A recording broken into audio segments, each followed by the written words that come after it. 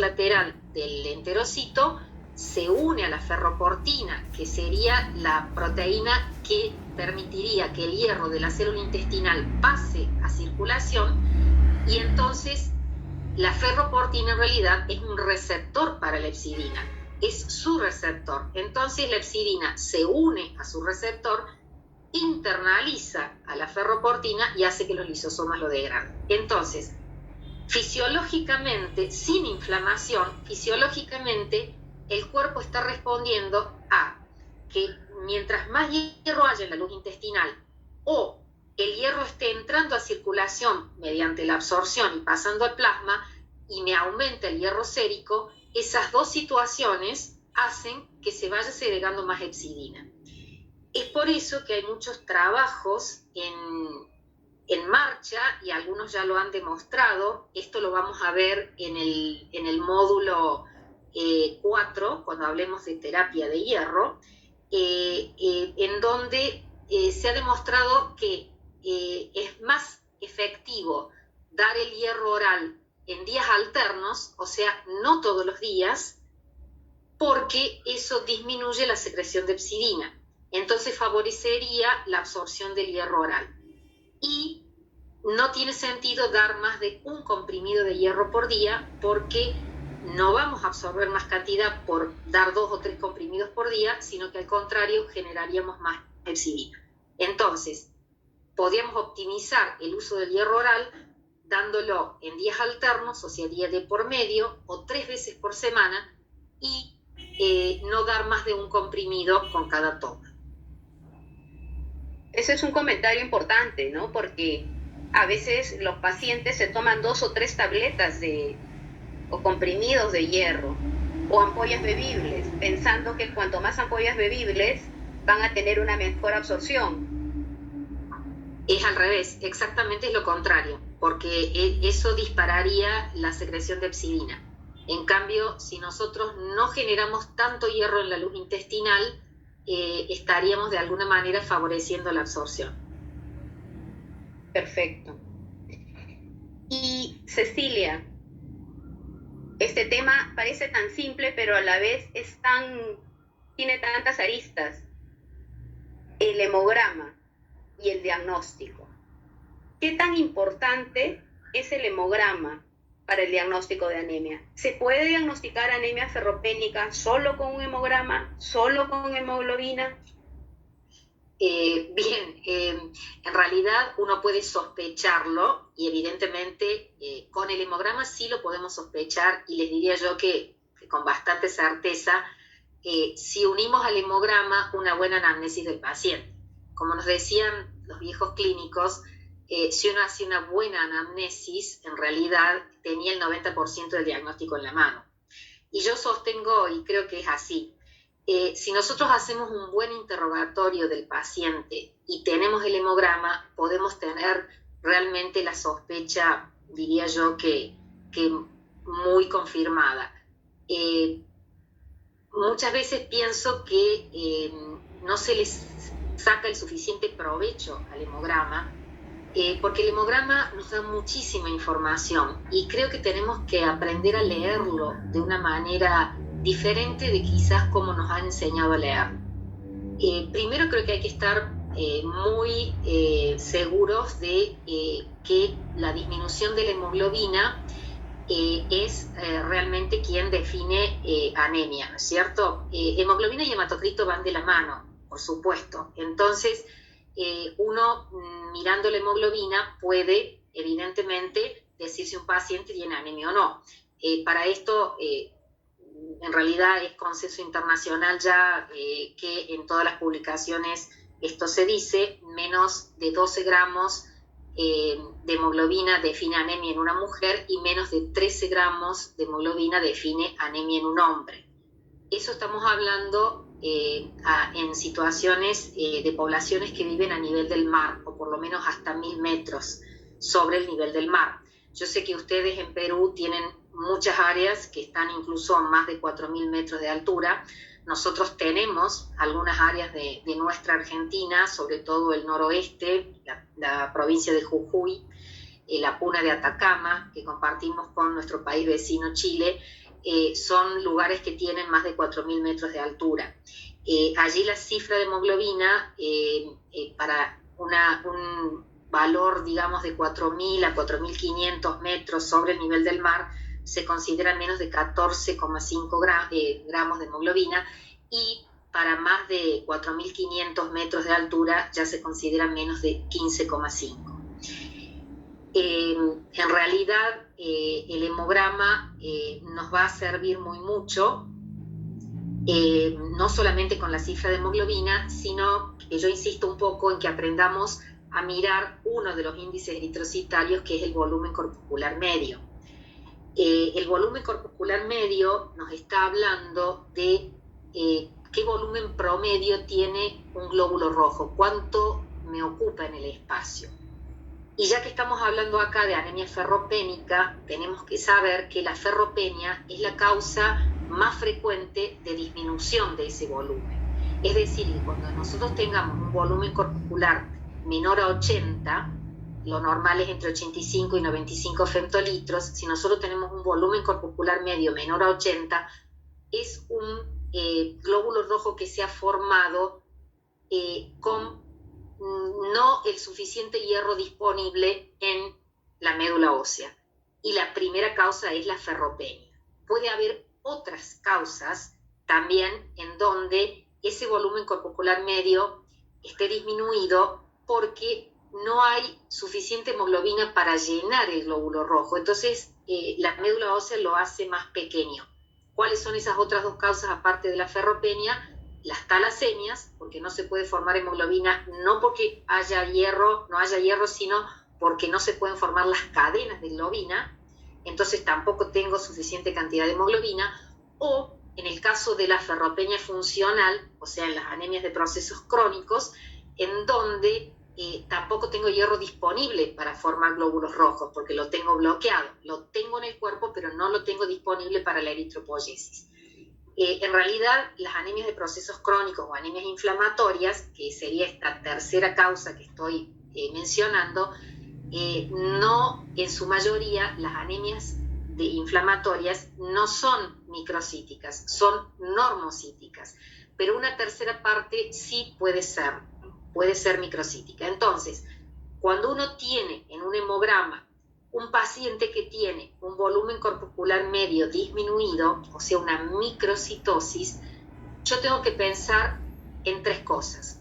O tiene una ferropenia, una deficiencia de hierro, que es la más común, o tiene un síndrome talasémico, que no es tan frecuente en Perú, pero nosotros sí en nuestra Argentina tenemos bastantes síndromes talasémicos, y la tercera causa sería ese porcentaje de anemias inflamatorias o de procesos crónicos que son microcíticas. Pero hay que hacer una aclaración, y es que los índices hematimétricos, el volumen corpuscular medio es un índice eritrocitario, son tardíos. Es decir, tiene que haber pasado un buen tiempo de carencia de hierro para que yo vea mis glóbulos rojos pequeños. ¿Por qué? Porque si a mí se me está instalando una causa de falta de hierro, el glóbulo rojo vive 120 días. Entonces, yo voy a tener glóbulos rojos que se me formaron con buen hierro, y después empezaré a tener glóbulos rojos que se formaron con poco hierro. Entonces, de esa manera, tengo una transición y no es inmediata la aparición del volumen corpuscular medio.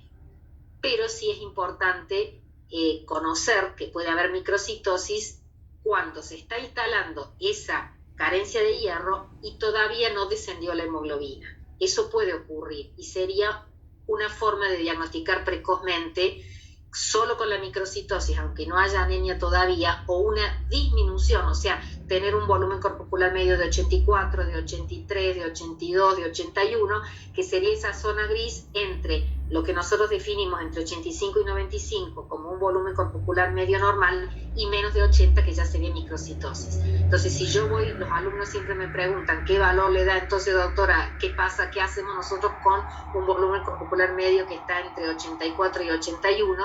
Y yo siempre les digo que ese es el ojo de experto, porque entonces ustedes ya están teniendo instalada una causa que me está llevando a la ferropenia y sería un diagnóstico precoz antes de que aparezca la anemia. Ese sería para mí el gran valor. Dicho esto, Cecilia, invitamos al público, a los 114 invitados que tenemos hasta el momento, a responder nuestra segunda pregunta de sondeo. ¿Con qué examen se realiza el correcto diagnóstico de anemia ferropénica? Por favor, respondan en este momento esa pregunta. Y los invito, por favor, a través del chat a realizar las preguntas que gusten a la doctora María Cecilia Brax. Cecilia, tenemos 2 preguntas más del público. ¿Te parece si te las digo de una vez? ¿Quieres que las vayamos contestando mientras la gente responde la pregunta que hiciste? Bueno. ¿Sí? Sí. ¿Cómo diferenciar una anemia ferropénica de una anemia por enfermedad crónica cuando tenemos una anemia microcítica e hipocrómica? El doctor Miguel Herrera. Bien, esa es una excelente pregunta. Para eso no lo vamos a poder hacer evidentemente con el hemograma, pero cuando uno tiene una anemia microcítica hipocrómica, si dejamos aparte, ¿no es cierto?, el interrogatorio y la clínica del paciente, que evidentemente nos ayudaría, nosotros tendríamos que considerar pedir el perfil del hierro, es decir, saber cómo está el hierro en el cuerpo, y no olvidarnos de pedir algún estudio que nos permita inferir si el paciente está en una situación inflamatoria.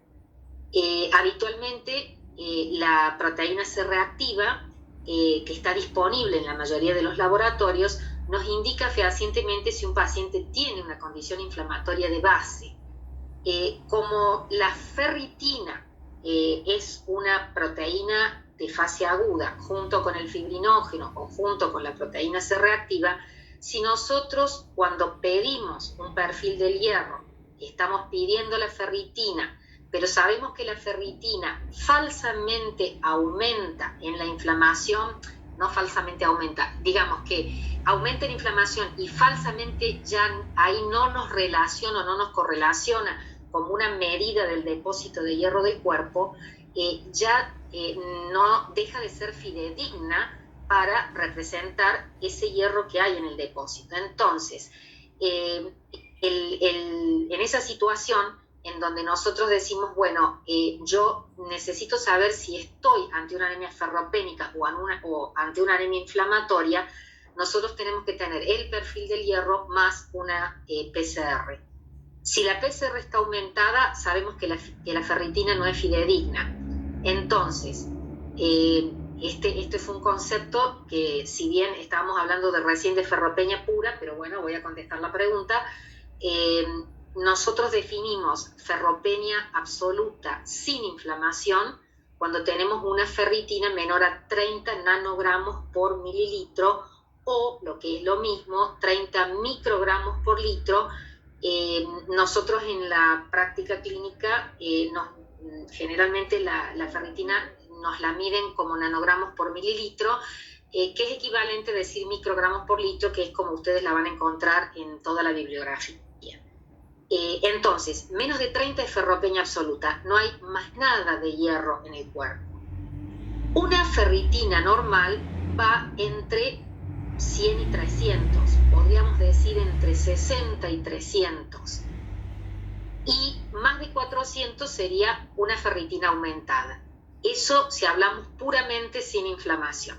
Pero cuando hay inflamación, la ferritina aumenta como reactante de fase aguda, aumenta como apoferritina, o sea, circula como ferritina no unida a hierro, pero nosotros la vamos a medir en el laboratorio como ferritina.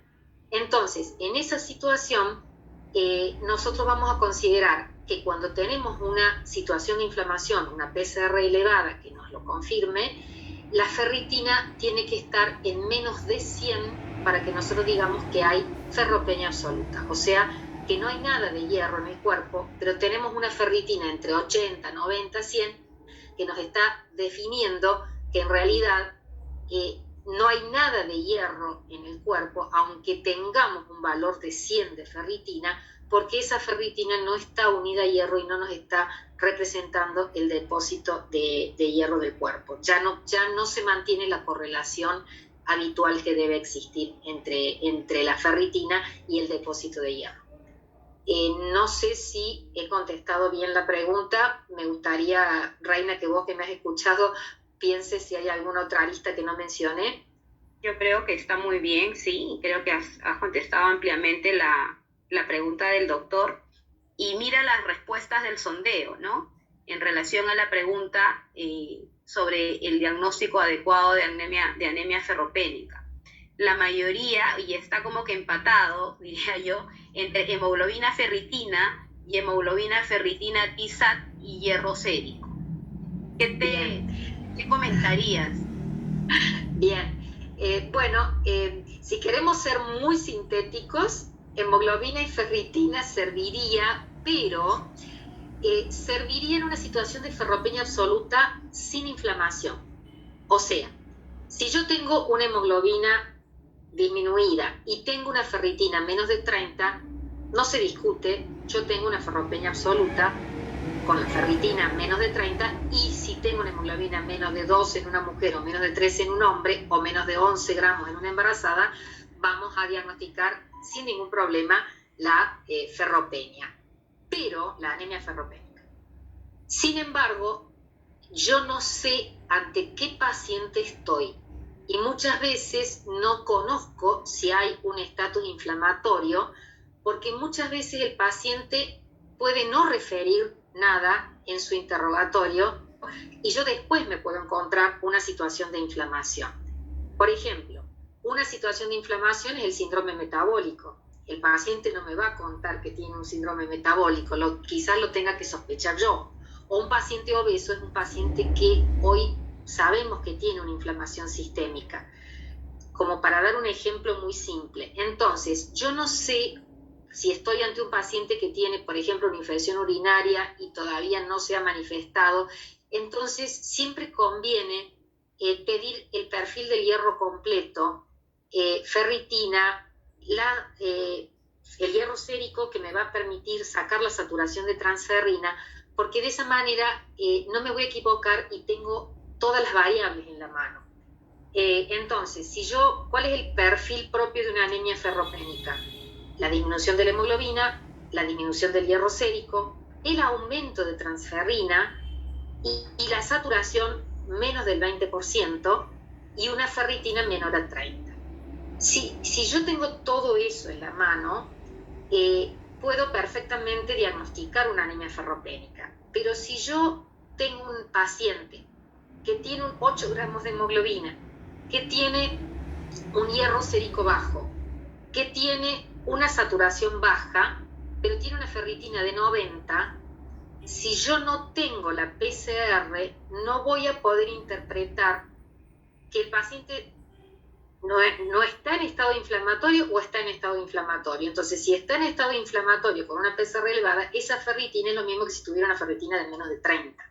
Entonces, yo creo que pedir el perfil completo nos ayuda mucho a poder interpretar si nosotros estamos ante un paciente que tiene anemia y tiene una ferropenia absoluta, o si está con una anemia y tiene una ferropenia funcional.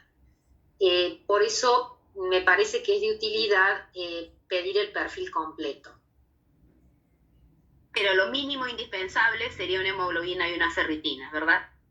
Exactamente, lo mínimo indispensable, siempre y cuando la ferritina nos dé menos de 30, que entonces ahí sabemos que es 100% absoluto para definir deficiencia de hierro.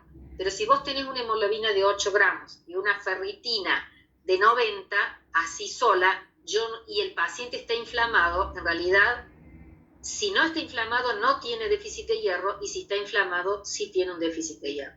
¿Se entiende? Entonces, la saturación de transferrina nos va a venir en ayuda, y la PCR también. Tengo otra pregunta del público. ¿Por qué, a pesar de la ingesta de hierro de manera estricta, diaria, en una gestante del tercer trimestre con anemia, hemoglobina 9 gramos, dice, después de 2 meses de tratamiento, persiste la anemia con el mismo valor? Doctor Carlos Pajares. Muy bien.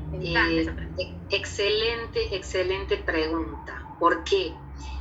Porque en el tercer trimestre de gestación, el feto requiere 10 miligramos de hierro por día. Eso no lo podría dar la mejor de las situaciones de absorción. ¿Por qué? Porque la mujer, como mucho, va a poder absorber hasta 5 miligramos por día. Y eso ni siquiera cubriría la demanda diaria de hierro que tiene el feto. Entonces, si encima nuestra paciente está anémica y tiene una carencia absoluta de hierro, está en el peor de los escenarios, porque todo el hierro que puede absorber por el tratamiento que nosotros estamos haciendo vía oral, solo puede absorber 5 miligramos, y eso va al feto, pero ni siquiera cubre la demanda de hierro del feto. Entonces tampoco podemos pretender que recupere la hemoglobina y recupere el depósito de hierro.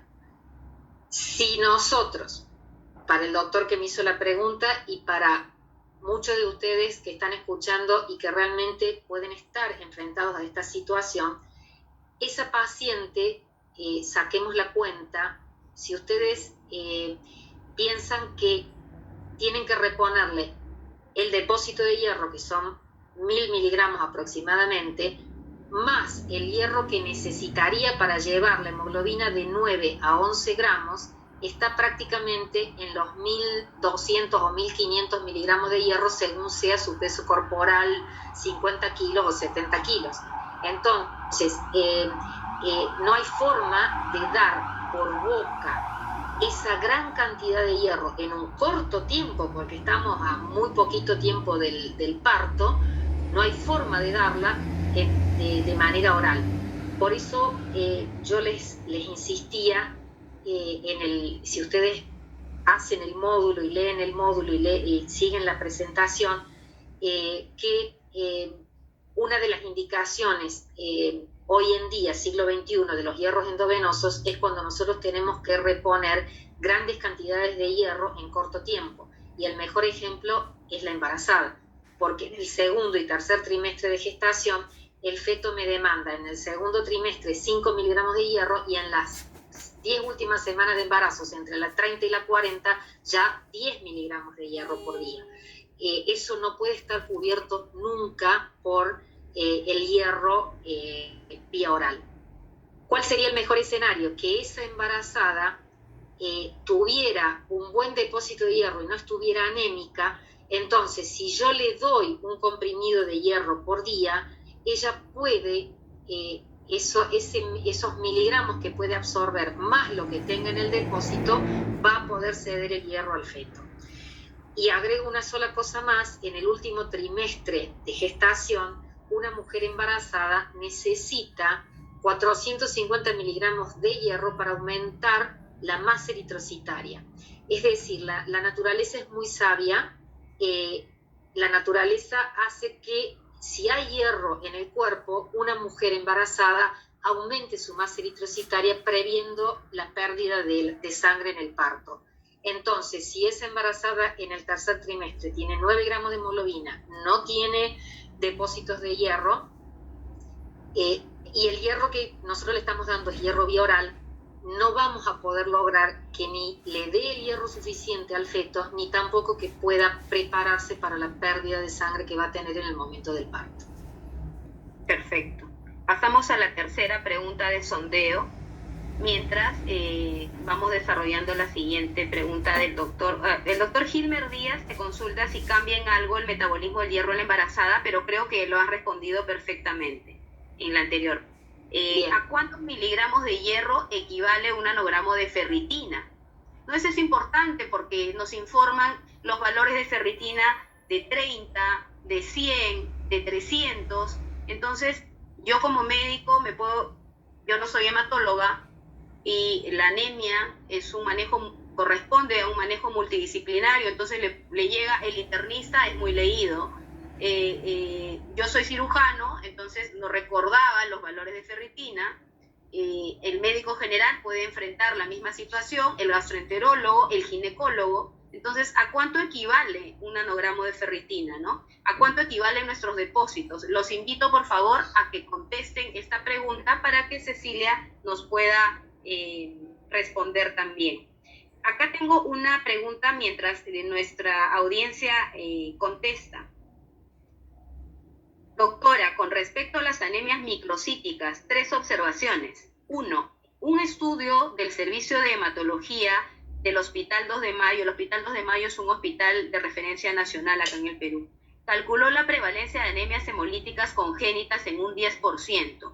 Usted mencionó que la prevalencia de talasemia en el Perú es menor. ¿Cuánto es en Argentina? Hay que considerar, aparte de las talasemias, otras anemias hemolíticas congénitas como las membranopatías, que en mi experiencia he visto que explica hasta un 20% de las anemias microcíticas no ferropénicas. En el hemograma automatizado, el índice de anisocitosis aumentado o amplitud de distribución eritrocitaria orienta mucho al diagnóstico de una anemia ferropénica, ya que en las anemias inflamatorias congénitas suele ser normal. Doctor José Albuja, un poco amplia la pregunta y muy especializada. No, bueno, pero me parece importante porque puede llevar a aclaración. En realidad, con lo que no estoy de acuerdo es que las membranopatías, la esferocitosis hereditaria, que nosotros también la vemos acá en nuestro medio, no es en realidad una anemia microcítica. Porque eso se describió como una anemia microcítica cuando nosotros solo veíamos los glóbulos rojos en el frotis, en el extendido de sangre, y veíamos que eran glóbulos rojos como mucho más pequeños. Pero lo que pasa es que nos engañan porque visto de perfil el esferocito ha perdido su cintura. Ustedes recuerdan que el glóbulo rojo tiene forma de disco bicóncavo, como si fuera un reloj de arena, pero el esferocito, como es una membranopatía y tiene alteraciones del flujo del agua y del sodio a través de la membrana, porque está alterada la membrana, entonces el glóbulo rojo pierde esa forma de disco bicóncavo y se hace esférico de frente y de perfil. Eso disminuye el diámetro, ¿no es cierto?, uno de los diámetros, a expensas del diámetro antero-posterior, disminuye el diámetro longitudinal. Entonces, si uno lo ve en el frotis, en realidad parece un glóbulo rojo mucho más pequeño, pero pero el volumen corpuscular es el mismo, o sea que en realidad son anermias normocíticas.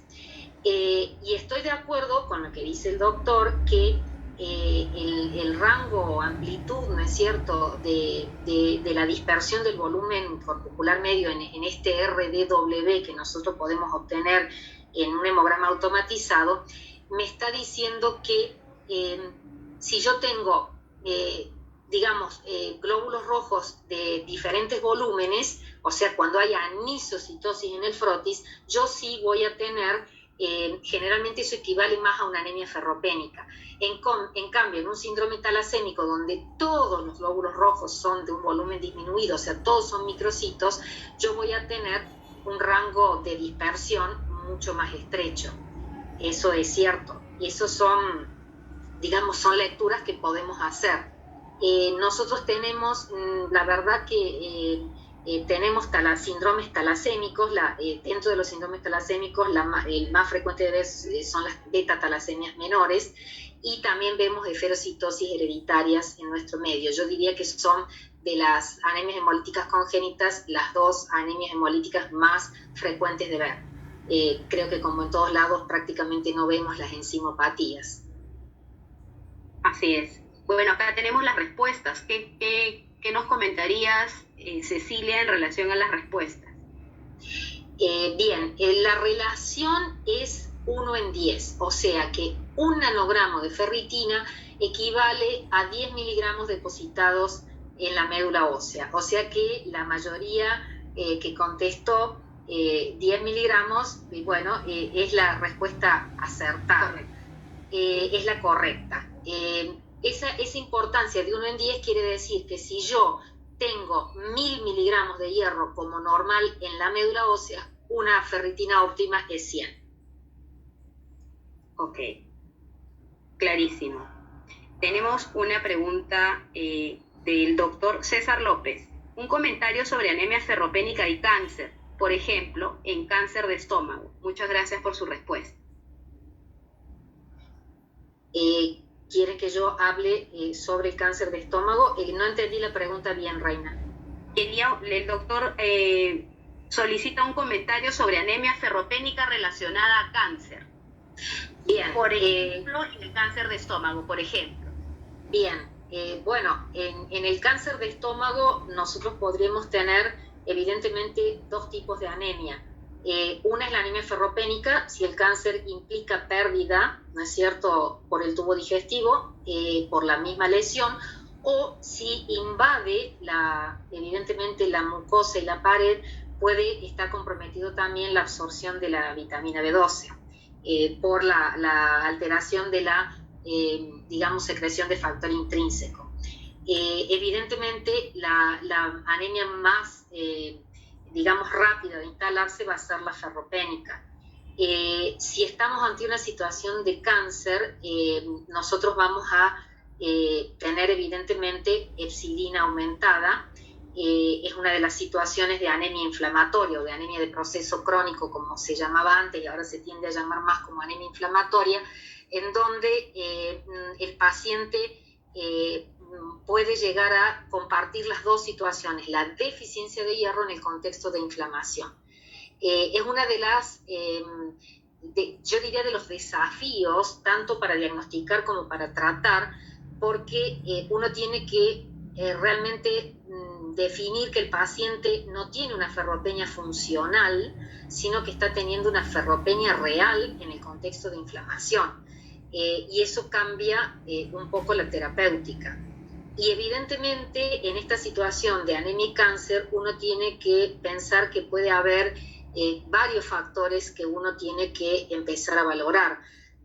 Primero, la malnutrición. Son pacientes que probablemente no se nutran bien, y si existe una cirugía de por medio, evidentemente eso también va a influir en la capacidad absortiva del hierro. Nosotros necesitamos el medio ácido del estómago para que el hierro pueda absorberse mejor después en el duodeno, y necesitábamos, como decíamos recién, el factor intrínseco de Castle para que pueda después unirse a la vitamina B12 de los alimentos y poder absorberse a nivel del ileum terminal. Entonces puede empezar a haber una anemia carencial mixta por falta de los nutrientes o por déficit de su absorción. En realidad creería yo que es lo más importante para poder hablar sobre anemia y cáncer. Es mucho el tema, es largo el tema, pero concretamente como estamos, creo que acortando un poquito las preguntas, no haría otro comentario con respecto a eso. ¿El hierro oral tendría algún beneficio en ese paciente? Y yo creo que no, porque seguramente si el cáncer está activo, el hierro oral no va a absorberse por los niveles de epsilina que vaya a tener el paciente. Y una de las contraindicaciones del hierro oral es cuando hay una patología digestiva